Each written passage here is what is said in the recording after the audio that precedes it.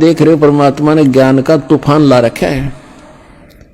भाई बहन बुजुर्ग माता बच्चे ले लेकर पुस्तक एक परमात्मा के पोस्टमैन की तरह घर घर जा रहे हैं, उनके बच्चों तक संदेश पहुंचा रहे हैं, उनकी गालियां खा रहे हैं।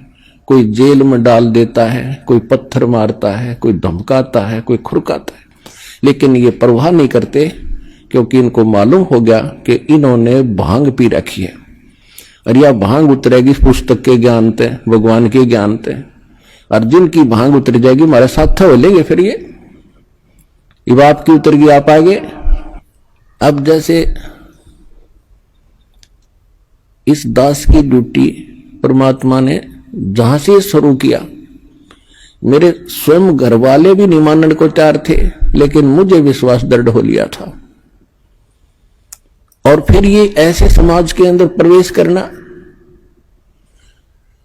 अब मुझे फिर एक सीन याद आया करता रह कर।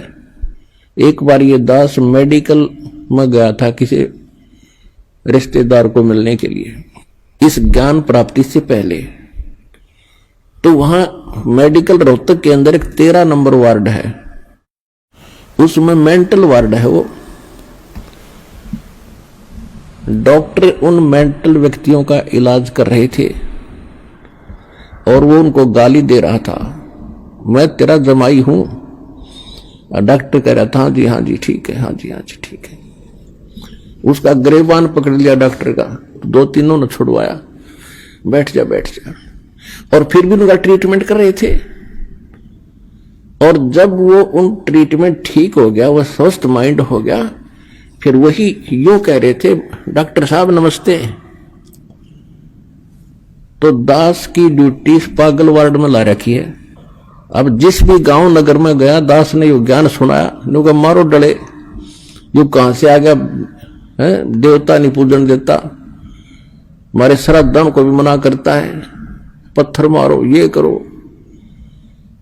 और अब जब उनको ज्ञान हुआ, जब तो मुझे गाली दे रहे थे और अब कहते हैं सत्साहिब गुरुजी, सत्साहिब गुरुजी, निहाल कर दिए, जीवन नाश हो गया था।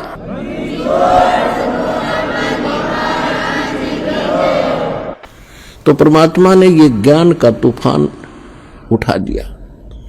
अब ये ऐसा काम करेगा, जहां भी कोई सीडी देखता है, डीवीडी, या वैसे एक टीवी चैनल के माध्यम से सत्संग सुनता है, तो अमृत वचन है, झंझोड़ कर रख देगी आत्मा को।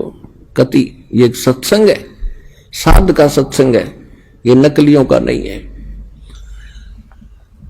और या कोई पुस्तक पढ़ते हैं, जब पुस्तक पढ़ेगी आत्मा, मन चाहे कितनी बकवाद करो, आत्मा हृदय से मानेगी कि ज्ञान ये है, और अवश्य कहेगी कबीर भगवान है। और चाहे वो कहीं फंसा पड़ा किसी भी ग्रुप में, किसी संत के पास, या किसी पंथ में, या किसी धर्म मजहब में, जब आत्मा सच्चे दिल से मालिक ने अवश्य पुकारेगी, जब इस ज्ञान को सुनेगी कि हे परमात्मा, हे कबीर जी,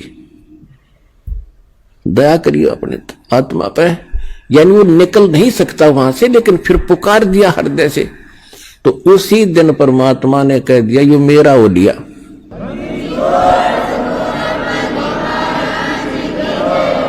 फिर काल को पकड़ कर बाजू से दूर कर देता, दूर हो जाए, यो मेरा हो गया, अब मेरे ज्ञान को स्वीकार कर लिया। बेशक वो कितने दिन फिर वहां रहे, आएगा एक दिन, मालिक लिया होगा, कुछ भी कारण बनावे।